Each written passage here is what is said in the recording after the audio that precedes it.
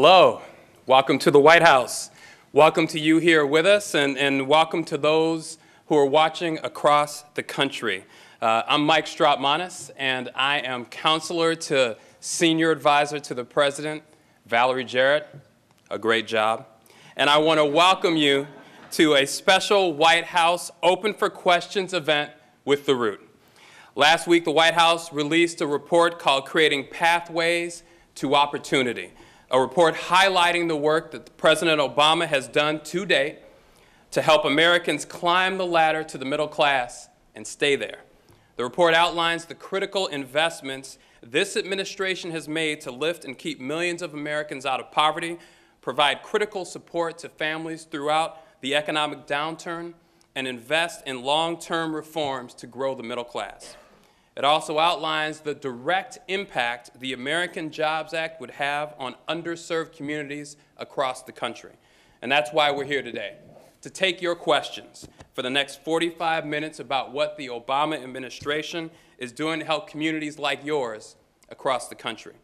As you know, The Root has invited you to pose questions to senior White House officials on the issues you care most about. So let me quickly introduce our panelists, and then I'll turn it over to Cynthia Gordy from The Root to jump right into questions. To taking your question today, we have two of President Obama's top advisors, and it's my privilege to introduce them to you.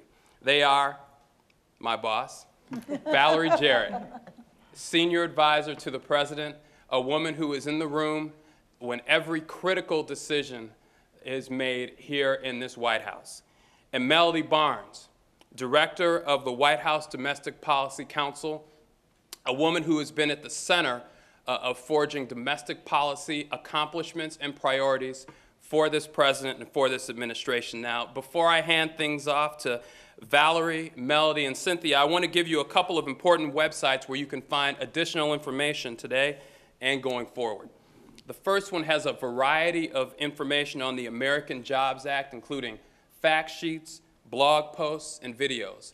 That website is www.whitehouse.gov/Jobs Act. That's whitehouse.gov/Jobs Act. The second has more information on this groundbreaking Pathways to Opportunity report, and that site is whitehouse.gov/opportunity. That's whitehouse.gov/opportunity. At these sites, you'll find more information on the topics that are being discussed today, and I sure hope you'll check them out. Now, let me turn it over to Cynthia. Thank you, Michael. And thanks, Valerie Jarrett, Melody Barnes, and our audience with us today. I'm Cynthia Gordy, Washington reporter for The Root. TheRoot.com is a Black news and perspective site that offers a fresh take on breaking news, as well as solid analysis on politics, social issues, and culture. And we're so pleased to be here today to talk not only about jobs and the American Jobs Act, but also an issue that's so often avoided by political figures, and that is poverty. We asked our readers to submit questions based on the challenges around poverty, as well as what the administration is doing to confront those challenges. And for those joining us online, you can still submit questions now on Twitter by using the hashtag #TheRootWH. That's TheRootWH. So let's open the discussion with the reader question. This comes from Eldon Pittman Jr., and he asks, what does the administration consider to be the biggest contributor to poverty today, and how are you confronting that issue? Well, that's a pretty easy one, jobs. And that's why the president is so forcefully pushing to pass the American Jobs Act. Everybody has to have a job. If you have a job, that's your pathway out of poverty. And the American Jobs Act, I'll just take a second to outline it in broad parameters, because it is so simple and so persuasive, which is why the president has enjoyed traveling around the country, talking about the American Jobs Act, and it's resonating broadly around the country. So simply put, for small businesses, and we all know that small businesses are our economic engine in all of our communities, it would provide for cutting the payroll tax in half.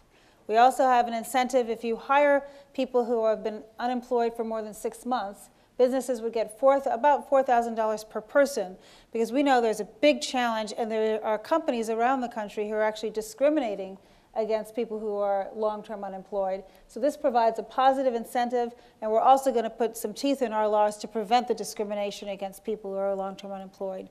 We're also extending unemployment insurance in the American Jobs Act for those families who have lost their jobs and just need that little extra bit to carry them over. Unemployment insurance will expire at the end of the year, so we want to have that put back in place. There are programs in there to provide for infrastructure. The construction industry was so hard hit by the most recent downturn. We want to rebuild our roads and our bridges, our schools. There are funds in there for 35,000 schools around the country to be renovated. We have to do what we can to bring our schools up to good repair, as well as the rest of our infrastructure, and produce jobs in the same time. There are programs in there to hire our veterans. We have the very least that we could do when our veterans come home from Iraq and Afghanistan is provide them with a job. And then there is an employee payroll tax. We're cutting that in half as well. So every working American will have a little extra money, $1,000, $1,500 in their pocket. So when you look at all of the elements of the American Jobs Act, it will create jobs right now, and that's the best path out of poverty. The other important component that I'm going to turn over to Melody, because this is really her expertise, is education. Maybe, would you like to talk a little bit about education? Absolutely. Thanks so much, Valerie, and thank you for having us here, and thank you all for being here. I think Valerie absolutely hit the nail on the head in talking about jobs as being, or the lack of jobs and unemployment being a significant contributor to poverty.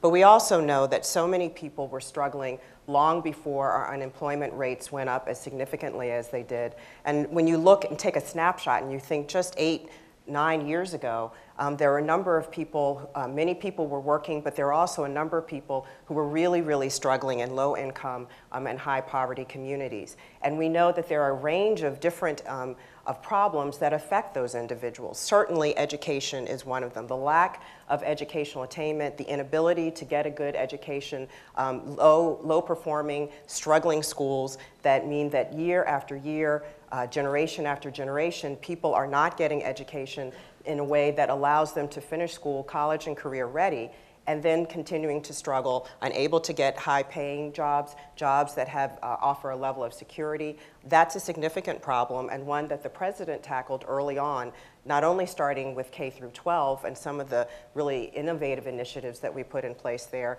but also looking before that, looking at those early years, 0 to 3 years, where we know significant learning takes place, and we also know that often children enter kindergarten at a 60% or 60-point achievement gap deficit. When you start kindergarten at a deficit, it means you're going to struggle throughout your educational experience. And then for those who finish high school, even if you finish and you've received a good education, you have your diploma, you want to go on to college or some kind of 2-year or 4-year institution or get some additional certification so you'll be better qualified in the job market, a lot of students weren't able to get there because they couldn't have access, because college was simply unaffordable to them. And so we did a number of things to try and support them in those efforts, broadening the number of Pell Grants available, increasing the amount of Pell Grant awards, other ways that we could try and lift the loan burden off of students. I'm sure many of you have read and heard in recent days the reports of students struggling under the crushing debt of student loans. So I'll stop there, but there are a number of different factors that we know have contributed to poverty over the years, and this president has told us to take a holistic approach as we try to address the problem. Okay, thank you. Reader Drew Coleman has a question about the American Jobs Act and its work around unemployment benefits. Will this legislation extend unemployment insurance for the very long-term employed who have already exhausted all state and federal benefits? So we're talking about the 99ers, of course, the workers who have not been able to find a job after exhausting their 99 weeks maximum of benefits. And oftentimes after that 99 weeks is up, they sort of disappear from the federal radar.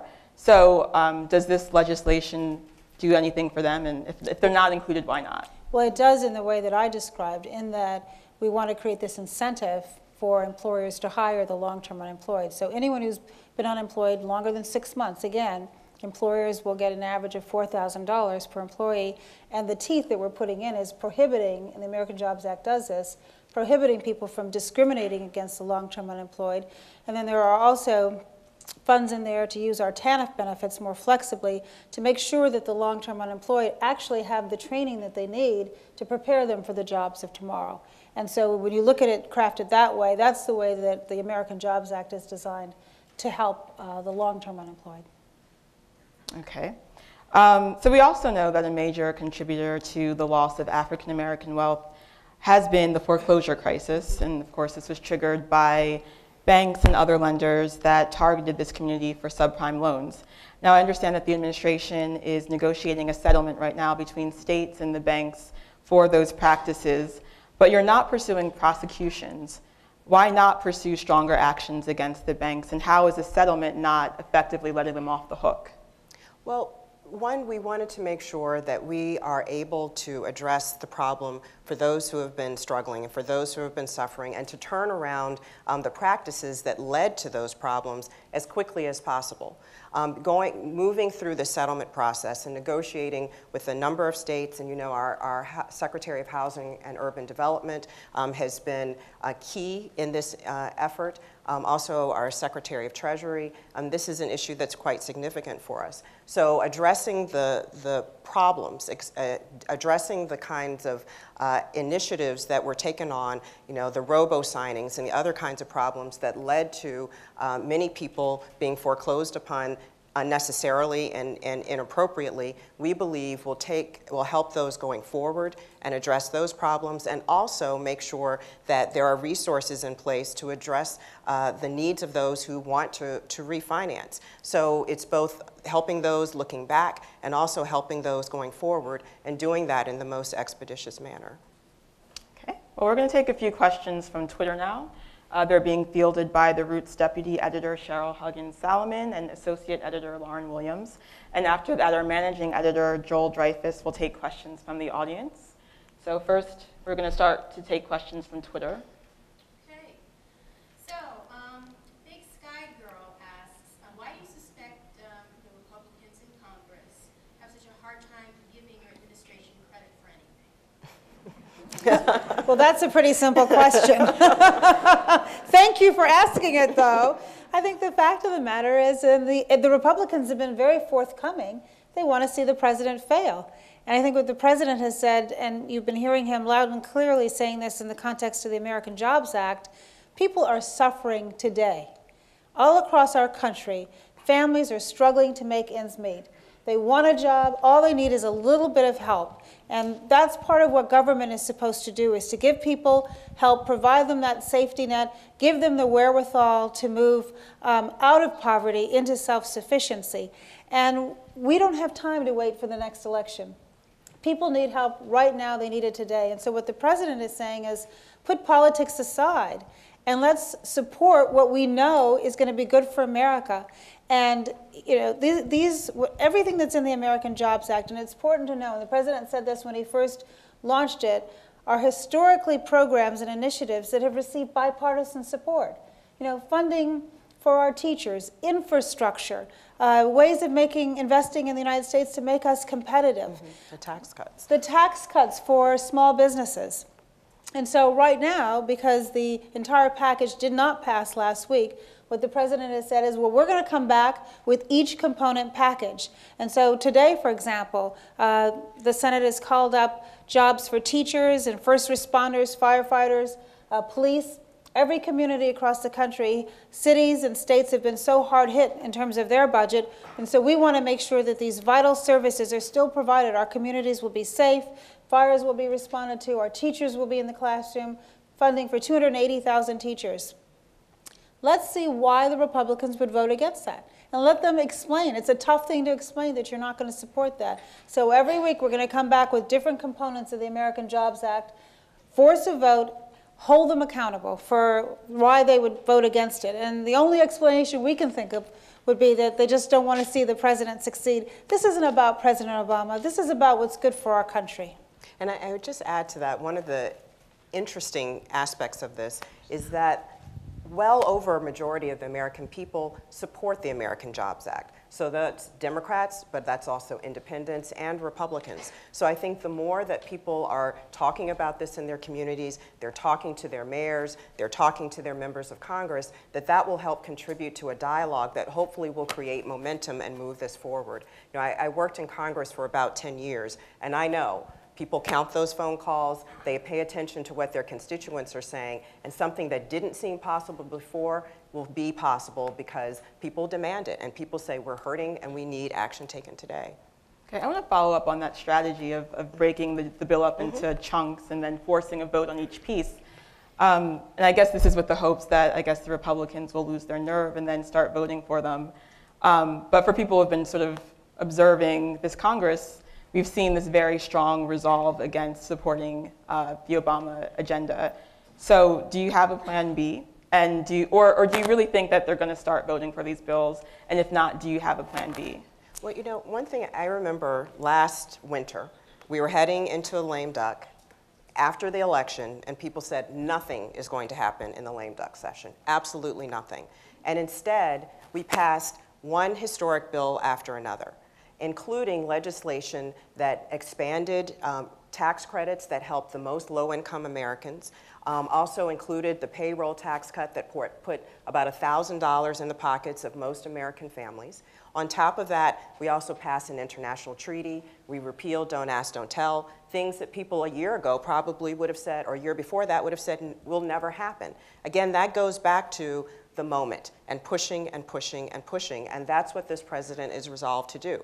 Now, because of our system of government, because we can send legislation forth, the president can sign it into law, he can veto legislation, but he can't pass legislation. So if what is required legally to happen legislatively doesn't happen in Congress, then the president, though he's doing everything he can administratively, can't wave a magic wand to make it happen.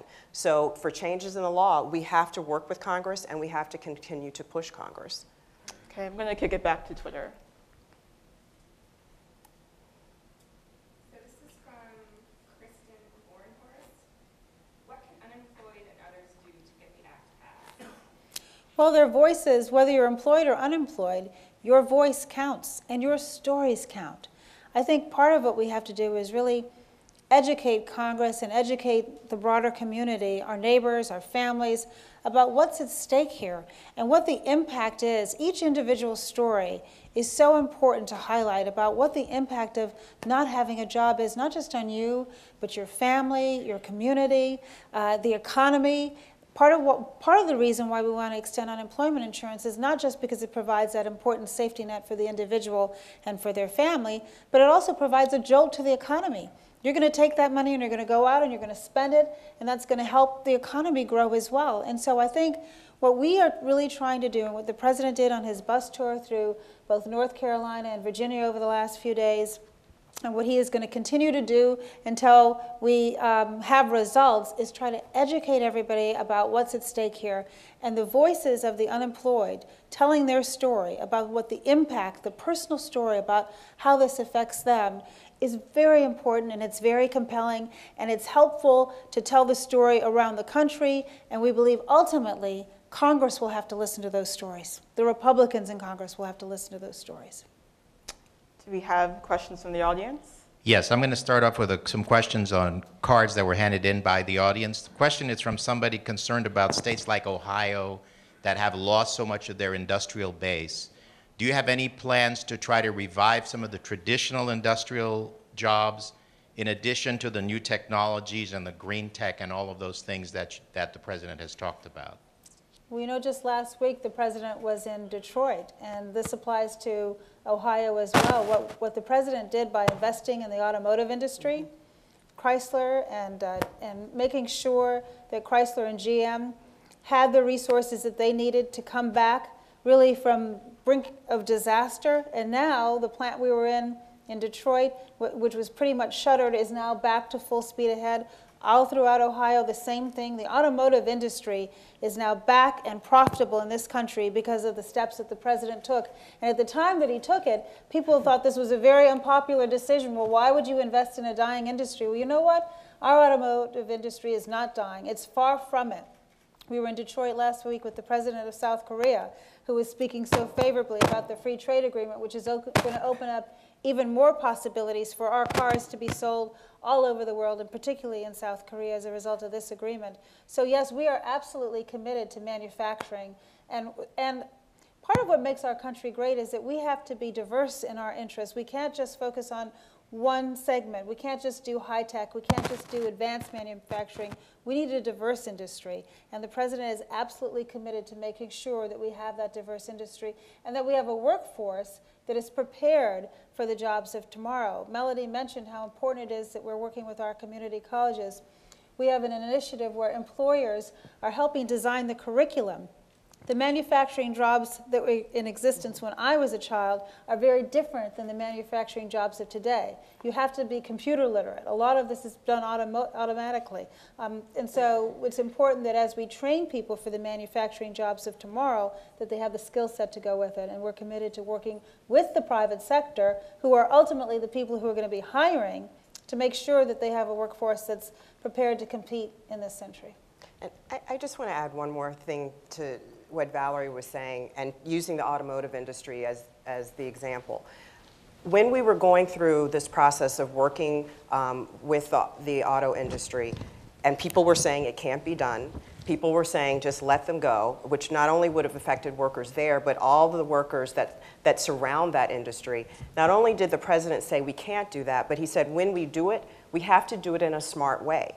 This is a traditional industry, one that has helped support a middle class in these communities for decades. But at the same time, we had to think about what kind of automobiles are we producing so that we are competitive in a global economy. So you look at the work that we were doing at the same time around fuel efficiency and the negotiation around cars and also around trucks that took place last year and again this year, so that those automobiles are competitive globally and will support that industry. So it's not only thinking how do we invest in smart manufacturing and maintain our manufacturing base, it's also how do we do it in a way that people are going to want to buy what we in fact are trying to sell. And that also goes into this clean energy economy that the president is supporting. How do we create an industry and support an industry that is going to ensure that we are producing things that people will want to buy around the globe and we can compete with others who are doing the same thing? Okay, we'll take another audience question. There's two similar questions that ask about the balancing of jobs and the impact on the environment. I have a gentleman here from the Sierra Club. Quentin James, can you raise your hand?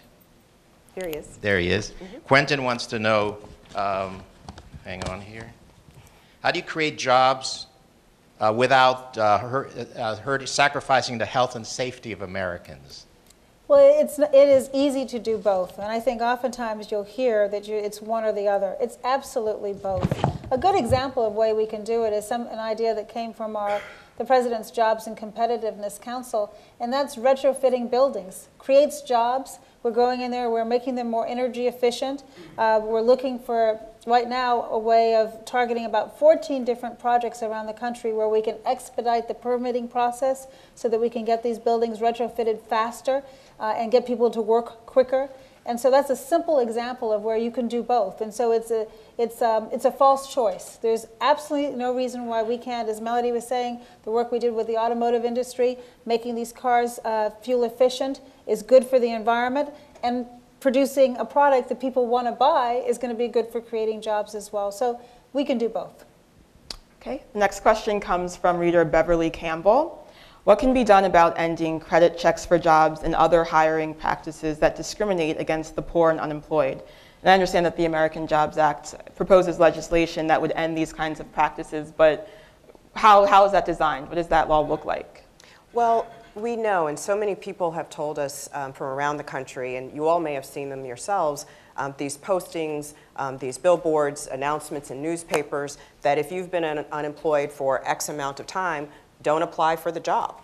And what this president insisted that we do is prohibit those kinds of practices. So that just because a person has fallen on hard times in a very, very tough economy, as people are trying to make their way back, the fact that you haven't been employed won't stand as a barrier to you being employed.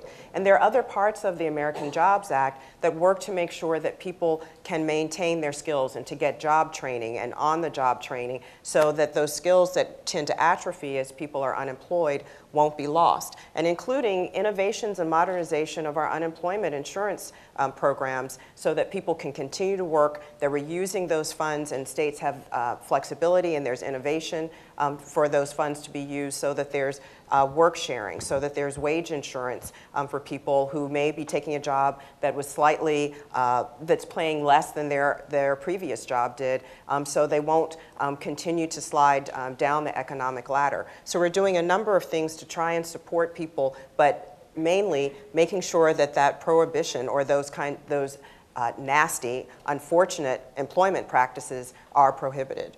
I would say one of the hats that I wear is chair of the White House Council on Women and Girls. And so many women, particularly, who've been out of the workforce for a long time because of the economy or just because of choice, are wanting to get back into the workforce. And so we have to provide them with the skills that they need to get back in, but we also need to make sure that employers are not discriminating against them.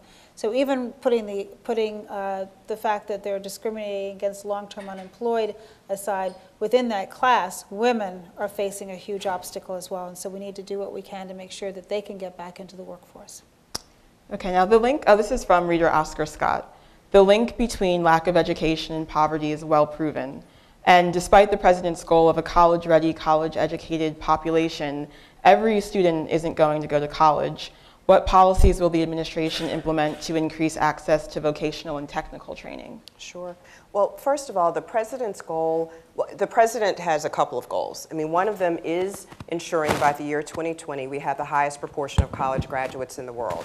That is a critical goal because we know that we've been sliding backwards in that. That we also know that the vast majority of jobs that are coming online, jobs over the next 5, 10, 15 years, will require some kind of post-secondary education. At the same time, his other goal is that we are graduating students college and career ready. So that understands that not every student is going to a 4-year institution or wants to, but that we are preparing students to enter 2-year institutions and also receive some kind of certification, additional training to be ready for the jobs that we've been talking about this afternoon. We've done that in any number of ways. Our support for community colleges, which is really historic.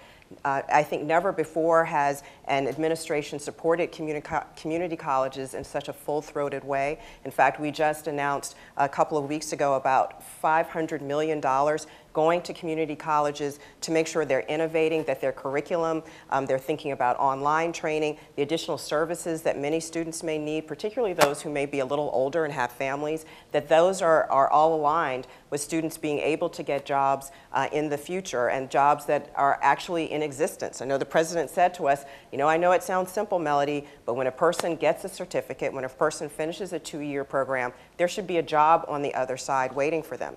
We've also partnered actively with the private sector to do this. There's a program called Skills for America's Future that it was born out of an earlier iteration of the President's Jobs Council. And that is a partnership that, again, works with community colleges, works with employers to make sure that students are getting the kind of education that they need and that it's meeting the need that actually exists, the demand that exists in the market.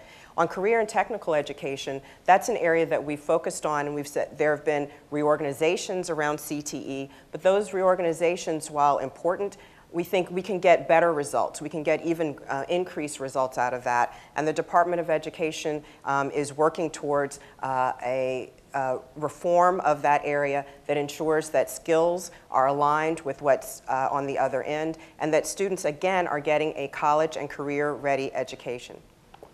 Okay, next question comes from Maria Holtz. Why is the administration just now addressing poverty?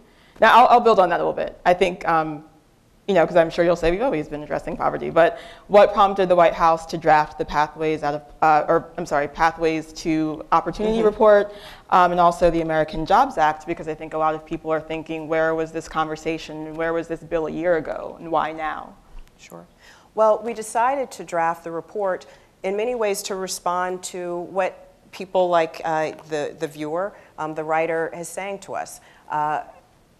People were asking, what have you done? And we knew that we had been doing quite a bit over the last couple of years, but we needed to put that together in a way that was digestible, in a way that people could see it all in one place. We were responding to you. We were responding to the people who are watching this right now. But again, because that report was just released within the last week, doesn't mean, to your point, you're absolutely right, that we would say that we haven't been doing anything to address this need. In fact, we've been trying to address it from day one. The predecessor, yes, the American Jobs Act is the focus right now for the president for the reasons that Valerie has described. But remember, within a couple of months of coming into this administration, walking into the White House, we passed the Recovery Act. And in the Recovery Act, we had the expansions of tax credits for low income, for those who are the working poor. We also included subsidized jobs, another piece that's also in the American Jobs Act. We know that it works because we passed it in the stimulus bill, so we thought it was important to do again. Summer jobs for youth, 16 to 24 years old. We know that people aren't just doing this because they think work is a good thing and they would like to do so and earn a little extra money. We know that a lot of young people are doing this so that they can help support their families. All of this goes on and on and on. Passing health care reform, another important and signature piece of legislation to make sure that people not only have affordable health care, but people have access to health care that they didn't have before, that you don't go bankrupt because you get sick. So the list of things that we've done over the past 2.5 years is quite substantial. The need is still very great. We continue to press forward, but we've been working on this since we set foot in the White House. And I think it's a fair critique to say one of our challenges is getting information out. I often will travel around the country and I'll talk to small businesses, and they aren't even aware of the tax advantages that we've passed, 17 different tax breaks for small businesses.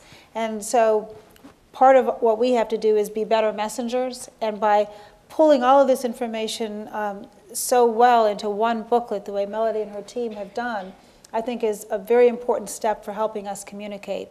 And we need to do more of that, but it's really more an opportunity, as Mel said, for us to respond to people saying, well, what exactly have you done? Well, now you can go and you can look at this booklet, and keep in mind, we're not done. We're going to keep going. We're always looking for new ideas. If anyone here has suggestions, if you have a small business and there's something more that we could do to incentivize you to invest and grow and create jobs, if you're unemployed and you think that there's a particular way that we could design a program to meet your needs, part of why we wanted to do this with The Root is to engage and to have a conversation and to get new ideas. The president, as Mel could tell you, has this insatiable appetite for anything that's going to move our country forward. And there are no bad ideas. He was interested in hearing from the Republicans if they had good ideas. As it is, right now, they haven't come forth with something. But we are open to good suggestions from wherever they come. And I would just say the Pathways to Opportunity report doesn't reflect everything, even everything that we've done. In that report, we've tried to describe some of the new initiatives, the signature Obama administration initiatives, but that sits on top of efforts and initiatives and legislation and policy that's been in place for a while that we've continued to support. So you put all that together, and we've been working to try and address the needs of low-income Americans. Okay, I'm going to bring it over to Twitter. So Kazia MW, she wants to know what the administration is doing to assist the self-employed. Well, in fact, in the American Jobs Act, there is a provision, as I was talking about modernizing the unemployment insurance program, that helps those who have been unemployed, but also see this as an opportunity to perhaps to start a business, and providing resources to those individuals for a period of time. If things don't work out, and we know it's tough starting your own business, the ability to go back and to continue to receive those benefits if they're needed. There are also programs at the Small Business Administration, at the Department of Labor, and elsewhere that support those who want to start their own businesses. We believe entrepreneurship is a great engine in the United States, and the President wants to do everything to be supportive of it. One of the ideas that came from the President's Jobs and Competitiveness Council was to really drill down and focus on how to start up America. And so Steve Case, the founder of AOL, has started a new 501c3 called Startup America. And it's designed to bring together entrepreneurs, former entrepreneurs, people who know what it's like to begin with nothing, you know, starting in your garage, starting in your basement, and take it to scale and try to figure out what are the barriers to entry. Is it access to capital? Is it technical training? Is it a capital that's affordable? Is it lending from the banks, from the Small Business Administration, as Melody said? Is it finding a workforce that you need at a price that you can afford? What are all of the components that are essential in order for you to start a business? Have you never exported before, but you're interested in exporting? The president also has an export council that's working very closely with Steve Case to figure out how we can help companies that are making terrific goods or services right here in America, but imagine what could happen if they could export to one country or two countries or three countries. So we want to provide that opportunity. The president has made a commitment to double U.S. exports in 5 years. So we're already a year into that commitment. What more can we do to open up those opportunities? The free trade agreements that he will sign tomorrow for South Korea, Panama, and Colombia will open up new opportunities. And you know, the United States is one market. There's a whole world out there. And companies from all over the world are competing with our companies. What can we do to help them compete? That's the president's priority. Let's take a question, direct question from the audience. Thank you. Good afternoon. My big question would be if you could identify 3 issues that are currently out there in the media through political parties that are being touted as the truth, but they're not really true, or they could be kind of twisted as the truth. What would those be, and how would you refute them and really make an articulate statement to dispel those myths that are being touted about the administration? Well, I would take one, the Recovery Act, the stimulus bill, and there is an argument, which isn't true, that it didn't create jobs. And in fact, we know that it created or saved about 3.5 million jobs, in addition to all the other things that I mentioned just a few minutes ago, in terms of the tax credits and a number of other subsidized jobs, a number of other things that have been helping the American people. We spent a lot of time, the vice president, the president, going around the country talking about the benefits of the Recovery Act, but I think that that's one myth that exists out there that simply isn't true. Another one would be the benefits of the Affordable Care Act. Mm-hmm. There are 34 million people in our country who are going to have health insurance as a result of the Affordable Care Act. Already, there are 1 million young people, my daughter having been one of them for a period of time, who I was able to put on my insurance because when she finished law school, she didn't have a job for 3 months. And so 1 million young people right now today, are on their parents' insurance as a result of that. Making sure that children currently who have pre-existing conditions cannot be discriminated against by insurance companies. So many of us know people who have children who have been ill, and the last thing that you should have to think about when you have an ill child is whether or not they're going to get dumped from their insurance or whether they're going to come up against a lifetime cap because they have an illness that began when they were very young. Making sure that we have affordable, quality health insurance in a country that's the richest country in the world. There's absolutely no excuse for us not having it. So the Affordable Care Act is going to touch every family around the country. And a lot of what the Republicans and critics have said about it from the beginning is just simply not true. And we are convinced that as people start to experience the benefits of it, they'll see what's reality. I was in South Carolina a few weeks ago, and a guy came up to me and he handed me something. I thought it was a business card because people do hand us business cards all the time. It wasn't. It was his health insurance card. And he said he had cancer. And prior to the passage of the Affordable Care Act, he couldn't get insurance. Now he's able to get insurance. You know, it's interesting. I had the same experience. Ladies can relate to this, coming out of my hair salon. And the receptionist, who I've known for quite some time, came racing down the steps after me. And she grabbed me and she said, "Is it true that now a child with a pre-existing condition can't be kicked out of health care, can access health care insurance?" And I said, "Yes, it is true." And she said, "Really?" I said, "Really?" And she said, "You don't know what this means to me." Her daughter is about 3 years old now. She said, "I've been trying to get health insurance for her since day one, and we haven't been able to do it. This is a godsend to me." And I'll also say a third myth, that the president is anti-business. I mean, that one I think really just drives us crazy. I mean, one, the president has talked about this, and he believes in our system. He believes in our market-based system. He believes in small business and entrepreneurship and the engine that they create for innovation and jobs and making us competitive globally.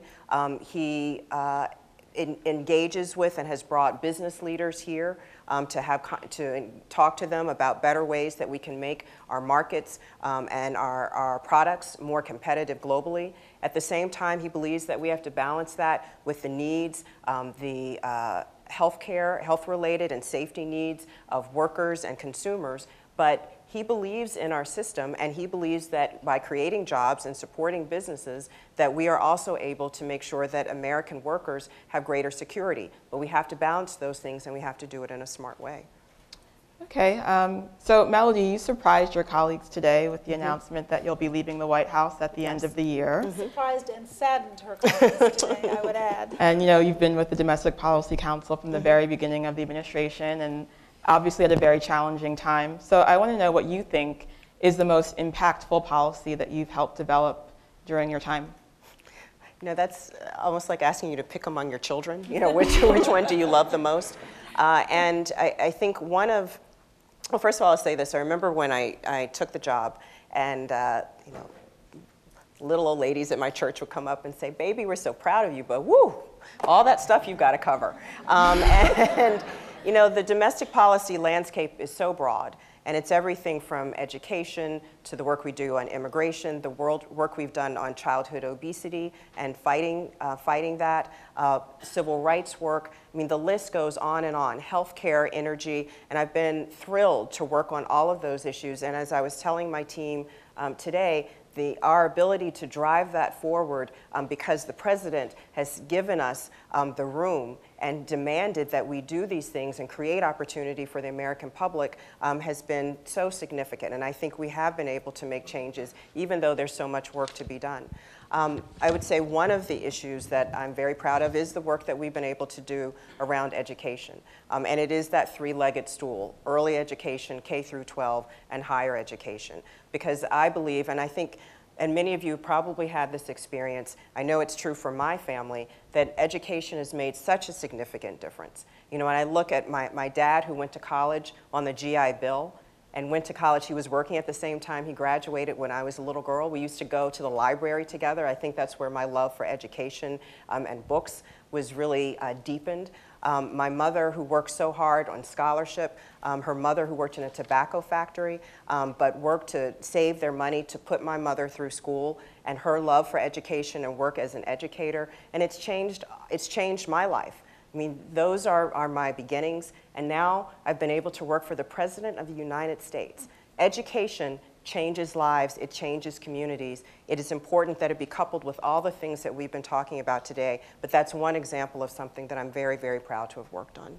I want to say something about Mel, since you opened up the topic. Go ahead. Culture, because, well, first of all, one of the things I have enjoyed most about being a part of the Obama administration is having a chance to work so closely with Melody. And not only is her depth and breadth of understanding of the complicated policy issues and how they all fit together second to none. I don't know anyone, and I know a lot of folks in this space who have the mastery that Mel does, but more important than that, and I think you just heard it, is her passion and her commitment and her drive and her willingness to work 24 hours a day, 7 days a week. And when you do that over a long period of time, at some point you have to put your head up and say, okay, let me take a breath now. But President Obama and the First Lady, because Melody has also been very involved in the First Lady's Let's Move initiative, are just so grateful to her service to the President's administration, but to our country. And so she is the consummate public servant in the true meaning of the word, and we just owe her, and our country owes her,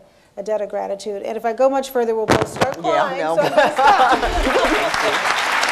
Thank you.